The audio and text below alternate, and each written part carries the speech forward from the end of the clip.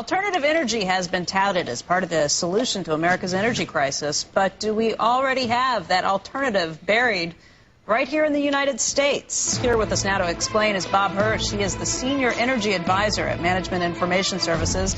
And Dr. Hirsch, thank you for joining us this morning. Good morning. We've been talking a little bit about predictions for oil prices, where you think they are headed, and worst case scenario, where do you see oil prices going, let's say, over the next 3 to 5 years? The worst case is not very happy. The situation is that oil prices could well be many hundreds, maybe $500 a barrel within something like 5 years. Dr. Hirsch, we're also joined this morning by Joanne Lippman. She is the editor-in-chief of Portfolio Magazine, and she's got some thoughts on this as well. Yeah, this is really interesting. I think the $500 a barrel, actually, in defense of our guest here, because I'm sure you're going to have a lot of people screaming about this, but the fact is that $500 is probably as likely as $50. I mean, the fact is that we just don't really know where these prices are going. We had surveyed economists in April, asking them where would the price of a barrel of oil be at the end of the summer. And we asked about a half a dozen experts, and the numbers they came up with ranged from 70 to 120. Nobody even anticipated 140. Right. So you could certainly see 500 because, you know, nobody can anticipate it. But the fact is, we also had a piece by John Cassidy, our economics writer, talking about it could go down to 50 because you look at you know, capacity that's going to be coming online and investment that makes sense as the price of a barrel increases. Dr. Hirsch, I think those people are absolutely wrong. Oil prices are simply not going to drop that much, and the reason is that there isn't that much oil out there. We've been on a plateau of world oil production since 2004. People have been trying very hard, and they can't increase oil production from here.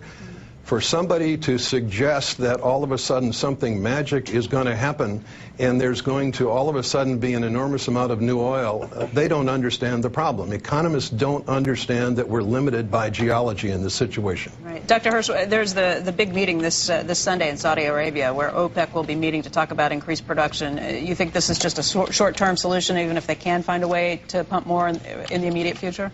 I don't think it's a solution at all. I think it's good that people talk to each other. That's always better than not talking to each other. But the fact is that OPEC has very little spare capacity, and so if they opened all of their valves, it wouldn't make that big a difference to the world.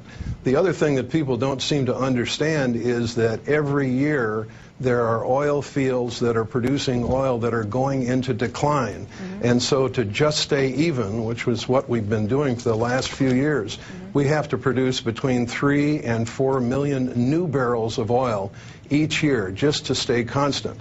That situation gets worse and worse each year, and as time goes on, we're going to eventually get to the point where oil production in the world goes into decline, and then we're in very big trouble. Well, should we face that fact and do other things, or should we drill offshore? What do you think, Doc? The answer is all of the above, in effect.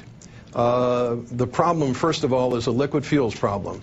Oil is liquid fuels. There's an enormous amount of equipment out there in the world, cars, planes, boats, ships, all kinds of things that represent an enormous capital cost. They use liquid fuels. So we're not going to do anything with wind power or something else in the near term. What we need is alternate liquid fuels as well as a big push on conservation.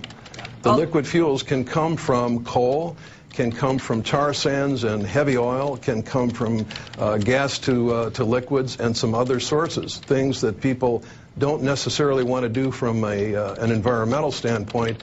But the worst environmental problem, as people have said, is people out of work and deepening recession. Why do you think coal is the best of those solutions? Well, we have a lot of coal in this country, and that's good, and coal can be turned into liquid fuels with technology that's roughly 100 years old. It can be done. It can be done very cleanly, in fact, and what it is we need is everything that we can possibly do that's practical and reasonably economic. And is there pushback in Washington from other places? I mean, you're sitting in Washington. How much political pushback is there when you start talking about using coal?